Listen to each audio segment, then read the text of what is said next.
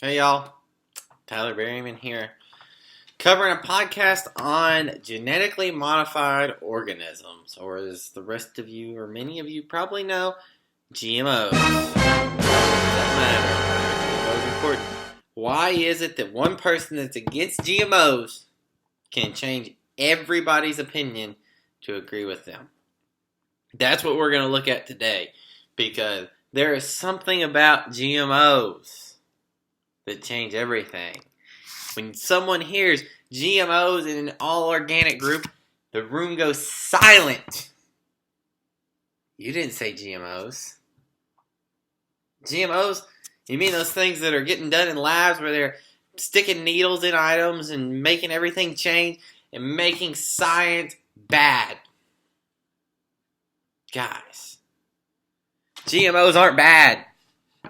If you believe that or you don't believe that, that's up to you. But GMOs are what's going to keep this world functioning at 9 billion people by 2050. Guys, GMOs are the answer to a sustainable world that we will live in one day. Hopefully by 2050, where we're feeding everybody in the world with enough food to feed everyone. Like I said, I'm Tyler Berryman. I grew up on a dairy farm here in Jessamine County, Kentucky. That's about 10 miles south of downtown Lexington. Super cool. We're right there outside of the city, but we're still rural. We grew up on a dairy farm, like I said. We raised about 150 cows up to the year about 2012. In 2012, we decided to get out of the dairy industry. When we got out, we moved on to hay production and sometimes some straw, and took care and made sure that we had some way to make money on the farm. Dairy prices crashed, and in 2012, we could no longer sustain ourselves to continue to raise dairy cattle. We still have a few dairy cows on the farm.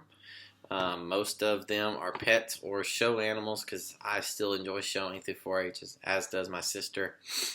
But our main production anymore is hay production. Specifically clovers, alfalfas, orchard grass, timothy, that kind of stuff.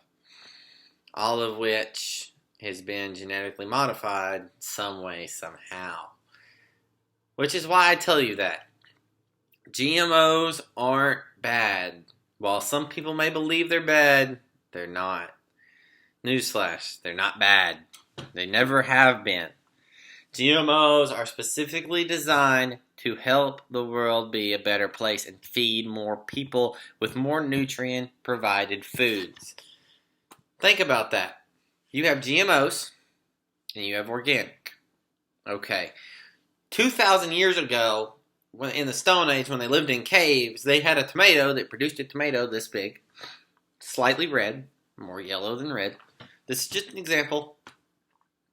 They learned and found a other tomato plant that was this big, red, bright red, but it was hard as a rock and lacked flavor, whereas the little yellow tomato had all the flavor in the world.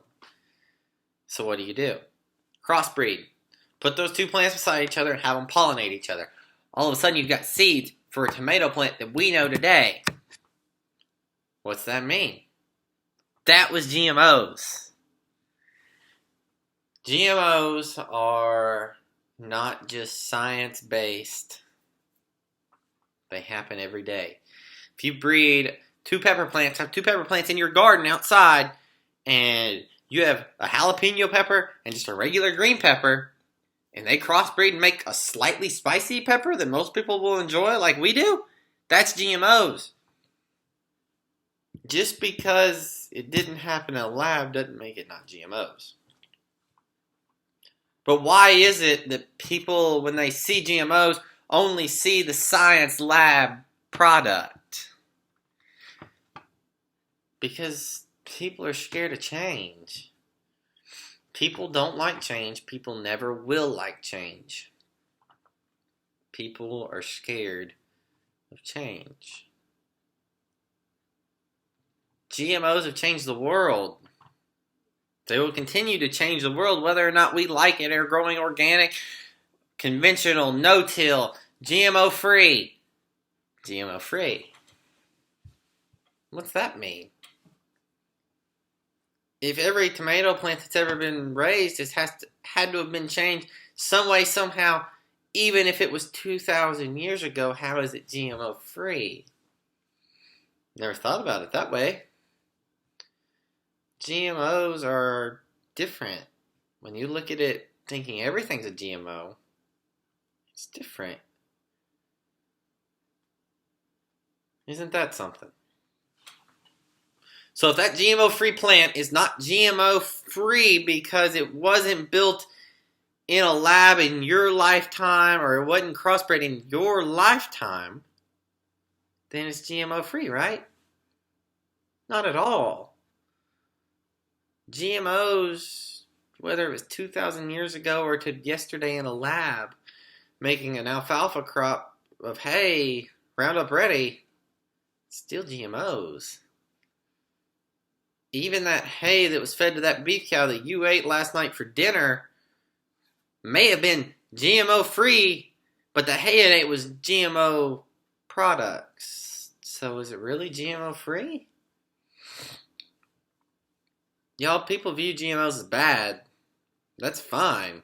Everybody's entitled to their opinion. That's something the United States prides themselves on, is everybody can have their own opinion on religion, freedom of speech, and that's never been more prevalent than the 21st century, where we protest everything, including GMOs, because people don't see the true meaning behind a genetically modified organism is not just science-based labs.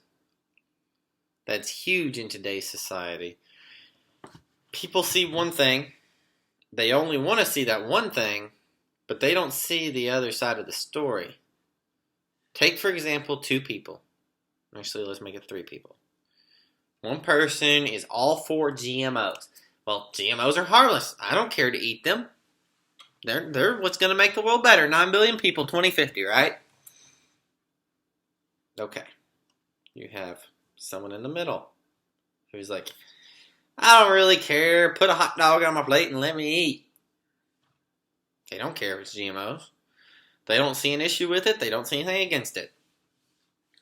And then one more person who is completely against GMOs, hates everything about it, will not even try it, won't give it a slightest consideration, will only buy GMO-free, organic, completely healthy. Everything has to be perfect. GMOs, I will never eat one of them things. Those things are evil. And then they talk. Those three people talk. You have the person that's for GMOs, who is GMOs, they exist. They're not going to hurt anybody. Why should I care to tell anybody about it? Old farmer, makes a living off of it, eats it, doesn't even tell anybody that they're good. It should be obvious, right? Then you got the person in the middle, who's like, I don't care. It's just a GMO. Why should I care about a GMO? And then you have the person against it. The person that against it is now telling everybody why GMOs are bad and how they're unhealthy and how you should only eat organic and only eat GMO-free. And then they convince the person in the middle. Because they are so passionate that GMOs are only science-based and they don't contain anything else except for science getting prodded by needles and changing everything about the genetic code to make it healthy. Or as they claim, healthy. So they pull that middle person over. And that middle person's now against GMOs. And now you have two against and one for. And then you'll have another pullover. And another pullover. And another. And now all these group of people are geared up against the three people over there that are completely for GMOs that don't see an issue. They don't understand why people are against it. They don't care why people are against it. They're eating it, and it doesn't hurt them. But they're destroying farmers. They're destroying the people that grow these crops and try to feed the world. People's negative views are affected because they hate change. When people hate change, people hate GMOs. When people hate GMOs, all of a sudden, feeding 9 billion by 2050 is impossible. When people don't understand the definition of GMOs, they don't understand how it works. I read an article recently, and on the Jimmy Fallon show, Saturday Night Live, they went out and did a study asking people, what does GMO stand for? 9 out of 10 people couldn't tell you what it stood for, but they could tell you why they were against it. And why were people against it? Because it's bad, it's harmful, and it's change. Jimmy Fallon proved it. GMOs are bad in some people's minds, but they don't understand what GMO stands for. How is it you can be against something but not even know what it means? Because that person that was against it pulled that person that didn't care over. That person that was against it, though, didn't know why they were against it. It's just facts, guys. You have to understand that GMOs are good. They are going to help us feed 9 billion. They're going to make food more nutritional for you, and they may even make it taste better. Isn't that crazy to think about? Something tasting better from GMOs? There's statistics all over that show that people don't know what they're against. Think about that. You're completely for the world and global warming, but you don't even know what global warming is, or you're completely against it, and you don't even understand why it happens. You have no facts to back it up other than that person over there said it was bad. But how do we solve it? All of a sudden, agritourism has become a huge factor in today's society. Agritourism, getting people on the farms that wouldn't otherwise not have that opportunity, is huge. People are jumping all over that to see where their food comes from. Farmers markets are getting larger across the state of Kentucky because people want to know where their food is from and see the people that are producing it. Education for why GMOs are good, how to take care of people is huge.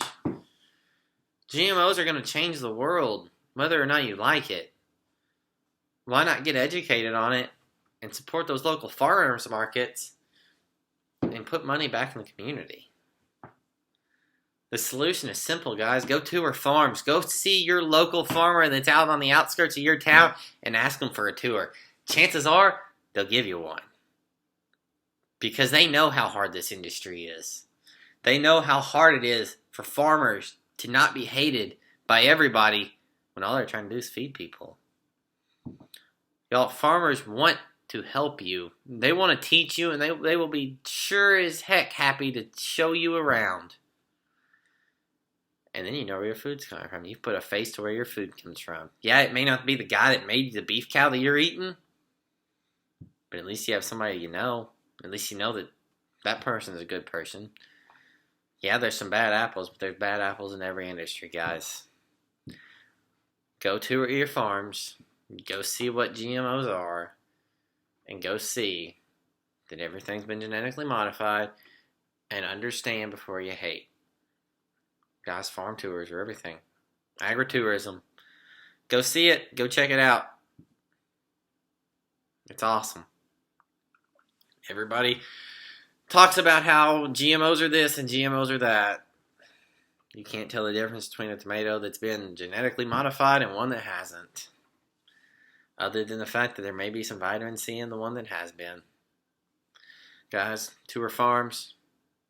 Check out articles. Read articles on GMOs. They're awesome.